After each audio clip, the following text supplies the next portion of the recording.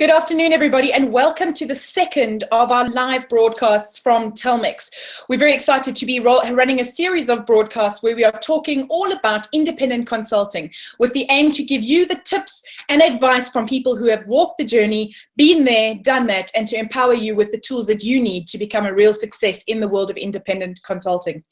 Just a reminder, today is being recorded, so if you do miss our live broadcast, it will be available on our YouTube channel afterwards, where you can just have a look at it again. So don't worry about that if you do miss it or you need to dash off. And if you would like to talk with us today, feel free to do so under the hashtag TalmixChat. We will be checking out our social media profiles as well. So if you have any questions that you'd like us to pose to the panel or anything you want us to talk about, feel free to do that. My name is Katie Roberts, and I'm also joined by a fantastic panel of experts today, which I'll be introducing shortly. And we're going to be talking all about how you as an independent consultant determine your value and your worth and your rate in the independent consulting world. So just quickly, I just wanted to introduce our panel to you. I'm not going to take too long. We've got lots to talk about today, and we want to pack as much as we can into half an hour. So joining us from the West Coast, we've got Talmix Director of Client Practice and a man who is very experienced in the independent consulting and management consulting worlds. We've got Azhar Alavi joining us all the way from the States. Hi, Azhar. Hi, good morning, everyone. Azhar, literally in 20 seconds, tell us a little bit about yourself and an introduction as to how you're going to be joining our chat today on today's broadcast. Sure, thanks, Katie. So I've worked with Talmix for about the past 1.5 years, and recently I moved back to California after 1 year in the UK in order to grow our business here. Before Talmix, and for about 8 years, I worked as a consultant, both working for a global consultancy as well as a contractor. Therefore, my time at Talmix, seeing both the consultant and client side of the business, and as a consultant, negotiating project values and managing day-to-day rates, and day rates will hopefully provide the audience today with some insight into valuing their service. Perfect. Couldn't have said it better. Well done. Thank you. You've saved me a job. And next up, also joining us from Talmix is Head of Delivery, Charlotte Bohlman. Charlotte, thank you for joining us. Tell us a little bit more about what you do. Good afternoon, everyone. Yeah, so I'm joining from our London headquarters, and my role and my team is to help facilitate the connection between our clients and our consultants through our platform. So we work on ensuring that both sides of that platform marketplace have the best experience through using Talmix in the independent consulting world. My background prior to Talmix, so I've worked for a couple of the larger management consultancies, both within London and Asia, as a remit, and I've worked predominantly in the talent and HR space within those organizations. Wonderful. Thanks, Charlotte. It's good to have you here. Thank you. And last and certainly not least, we've got a wonderfully experienced lady, Brigitte, who is joining us as well. She is no stranger to independent consulting. She has done it, and she has a lot of stories to share. So Brigitte, welcome. And in a nutshell, just introduce what you do and what your background is to us. So I've worked 15 years in management consulting, half of it for a large business consultancy and half of it in the internal management consulting division of a large investment bank. And I've started out as an independent consultant, and currently, as the highlight of my career, I serve Talmix at one of their client sites. Wonderful. Thanks, Brigitte. It's good to have you here. Right, so let's not wasting time. Let's get straight into it. Today we are talking, as I said, all about how you as an independent consultant value the services that you provide, and value in terms of, do you overcharge? Do you undercharge? How do you set your rates? How do you renegotiate your rates? And determining really the worth of the services that you provide to your clients. And today is going to be slightly different. We're going to be having a discussion, an open panel discussion with the experts that are on the team here, with the intention to give you as much advice and as much insight into the world of understanding and determining your value as a consultant. So Brigitte, I'm going to jump straight in, and I want to ask you a question. I want you to kick it off for us. You're an independent consultant. Walk us through the moment that you decided to change your career path. I mean, it was a massive change for you. And tell us how that happened. Tell us about that moment that you decided to make the change. Yes, as you said, it's been a gradual change. It's it's actually been quite an agonizing change. So I believe that probably some of our viewers may be able to identify with that.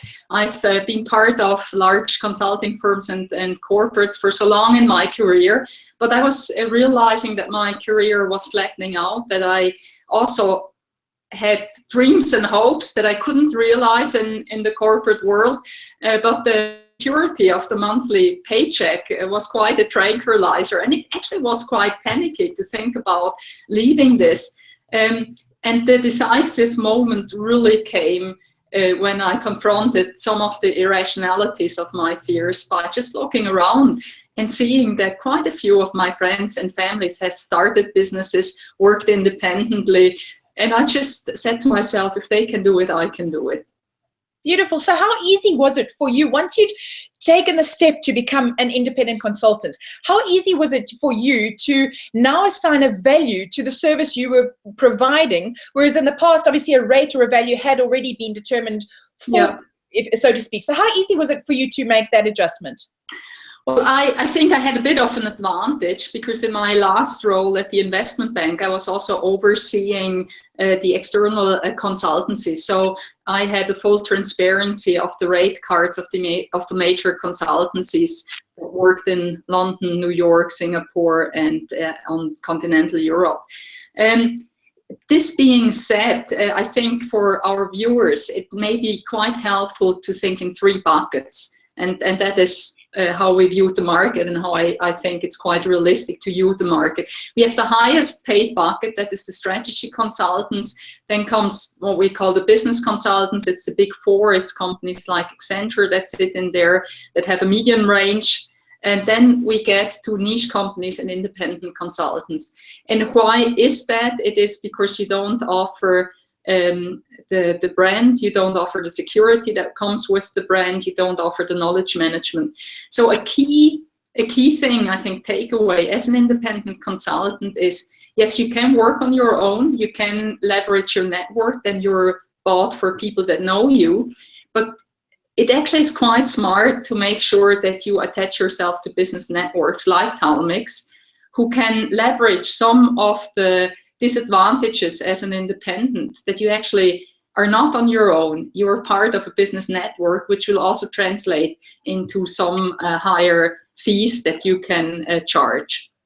I mean, that's beautifully said. The power of a support network is, I think, a lot of consultants depend on that. You know, there's this, and we're going to get to it in a little bit as well. It's this insecurity that you face when you're on your own, and the power of a network that just reaffirms the service that you provide is invaluable. Azhar, I wanted to just chat with you. Brigitte just mentioned that one of the external factors for her that encouraged her to become independent was she looked around, a lot of her colleagues had made the similar adjustment, and she realized she could do that too. Obviously, you have worked with a number of independent consultants throughout your time at Talmix and prior to Talmix.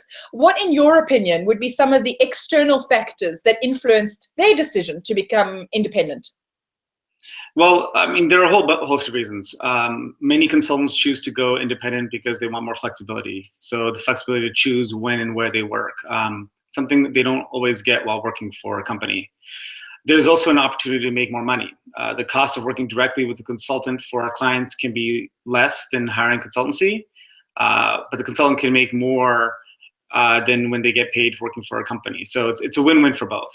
Yeah. The reason I left large consultancy, and for other consultants I've spoken to, is an interest in trying something new, tap into a different skill set, develop a knowledge across other industries or sectors. There are a number of sectors looking for innovative solutions to problems, and many companies are looking for those consultants with transferable skills, ideas, and solutions that they can provide them. And beautiful, and you know, tapping into those skills, exactly. And Talmix offers just that. It's a platform that has a massive variety of skill sets that a lot of our clients look for.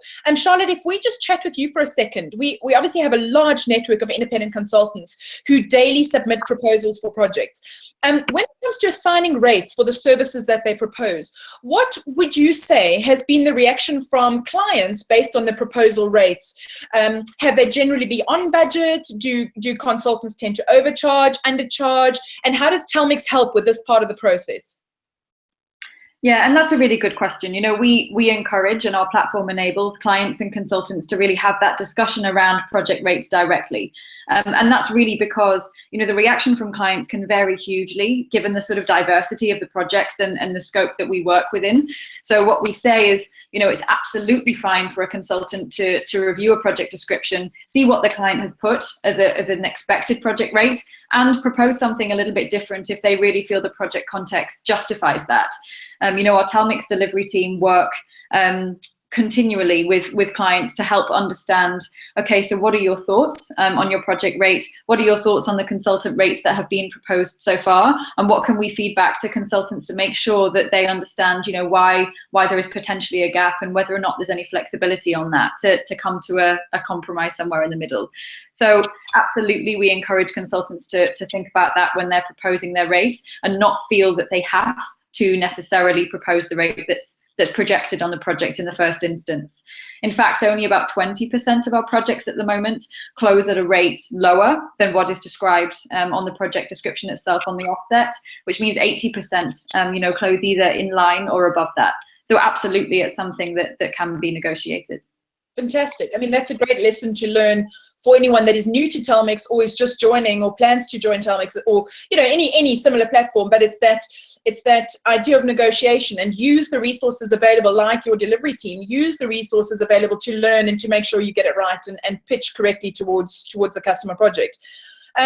Brigitte, if we talk about lessons learned, you've shared a few of your thoughts for us in terms of some of the insights that you've developed along the way. But what advice would you give to someone who is just starting out and exploring the world of setting consulting rates and ways of working, etc.?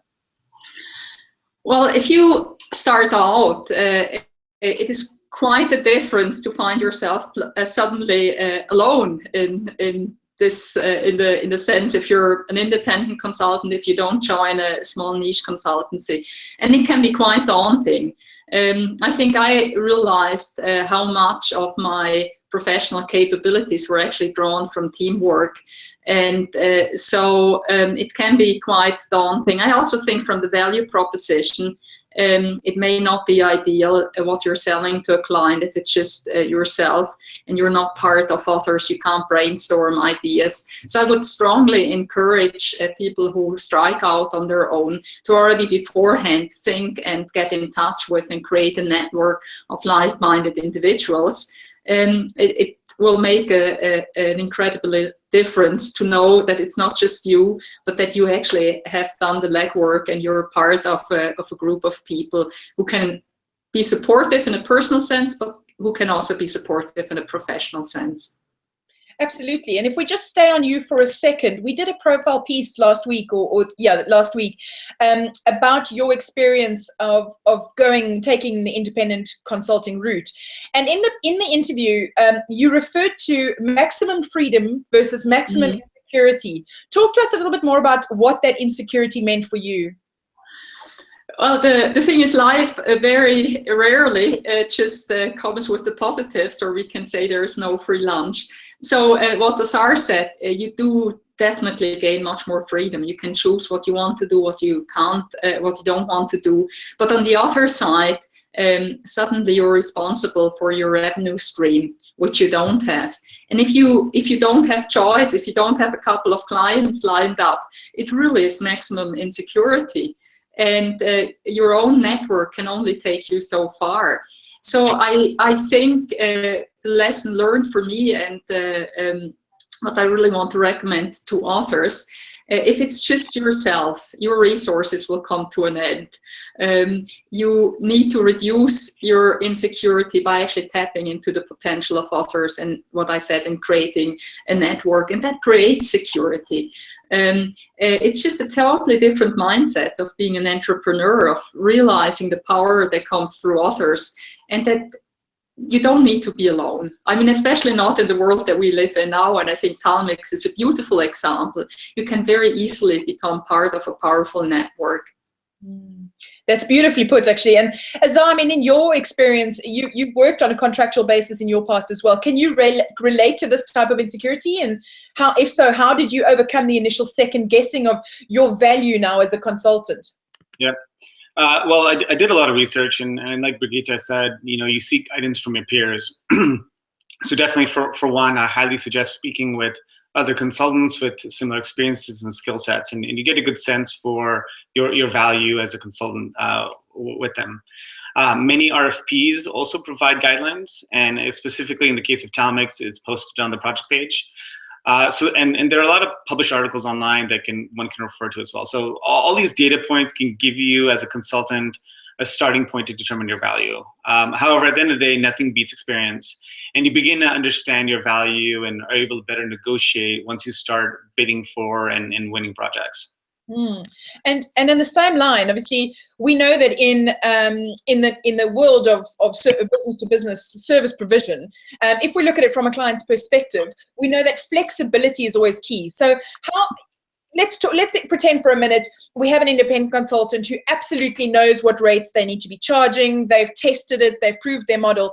In your experience, how open are clients to negotiating consulting rates that may not be aligned to their budget? What advice would you offer when it comes to rate negotiation, for example? Yeah. So many clients know exactly what they want, have worked with contractors before, and know what experience and capabilities they're looking for. On the other hand, clients are posting projects because they may not have the specific expertise in an area, and therefore may be seeking advice from a consultant. There is flexibility in negotiating rates, but I definitely suggest as a consultant that they provide the rationale for a higher or lower rate, which should be included, and that allows the client to also make an informed decision about the service that they're acquiring. And if you can show additional value through that shortened project delivery time, or provide deeper insights or better insights, you may have an argument for negotiating a higher rate. Of course, because it'll take you out of the running should the brief be really clear and you come out too high on the rate. Brigitte, any thoughts on that when it comes to having to negotiate rates with potential clients? What I think is quite important, it's the first real interaction you have with the client, and it's also for the client the first taste of who you are. And just as a tip, you need to know your floor. You also, if you don't have a best alternative to the negotiated agreement, you're not in a good position to negotiate. But if you do have another alternative, if you are keen to do this but you're not happy about the rate, think of it as the first interaction with your client. And know that in the end, it's not good to leave a negotiation if nothing's on the table for both parties. So I would say, as a guiding principle, it's not a smart thing to lower your day rate. If you lower your day rate, you will not recuperate it. At least I don't know any instance in my past in the investment bank where people were able to increase their rates. However, if in a negotiation the client wants to get something, why don't you start with thinking of either offering some free time in the beginning, lowering your rate in the first couple of weeks or months until a client gets to know you, offer some kind of a discount. As I said, there should be something on the table. A client is not just going to ask for something because he's mean or stingy, but he will have some reasons, and make it part of a interaction that also demonstrates you can be flexible, you can be entrepreneurial, and you can come up with creative solutions. And you part of that process. You're part of that just not just a one way talking to part of the journey. Yeah. Yes. Being your experience with clients, we're getting a little bit of feedback. Picking me up. If Brigitte can just put herself on, there you go, that's a little bit better. Thanks, Brigitte. It's a live event, and things like that will happen. Charlotte, what has been your experience in working with both clients and consultants when it comes to rate negotiation and modification? Tell us a little bit about your experience when it comes to flexibility within the consulting arena. Sure. And I suppose the first thing I would say is absolutely agree with what Brigitte and Azhar have shared so far. And as I was saying earlier, that, you know, often it is the case that clients are flexible and negotiable on the rate, because they are often looking for a consultant to help them with an area that they are not sure on themselves or they haven't been involved with before. And so it's actually really that two-way negotiation process that we see happening often through the Talmix platform.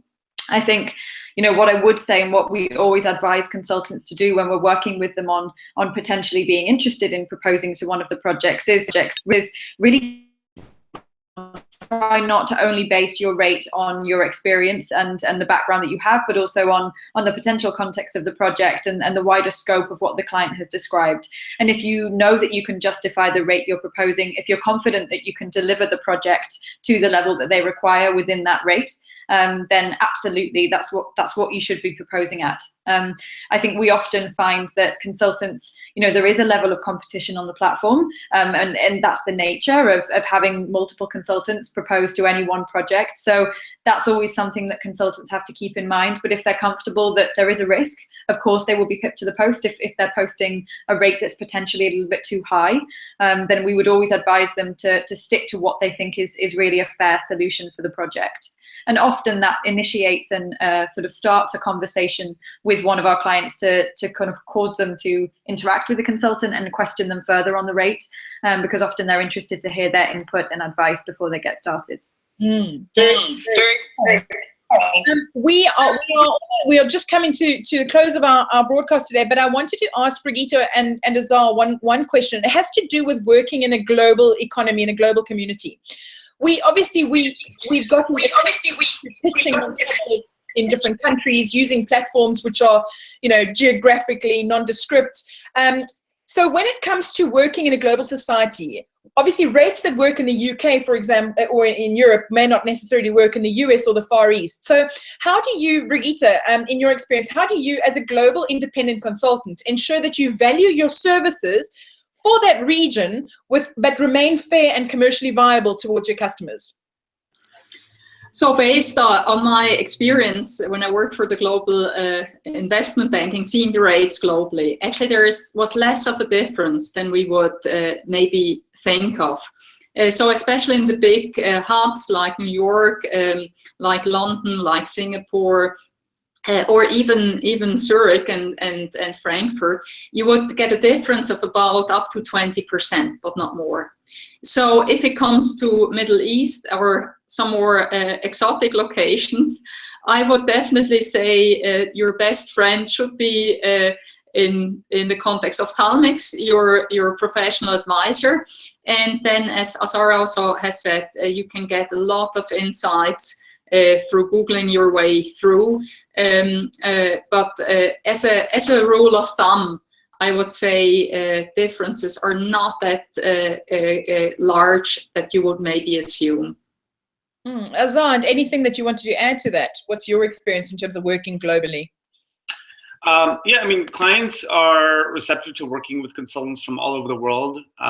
You know, for example, clients are running market research for an emerging market. They may not want to spend New York or London-based consultant day rates when they can find someone in India or Thailand. So consultants really should keep in mind their availability, their sort of market knowledge, but probably most importantly, the opportunity cost when making a decision for bidding on projects.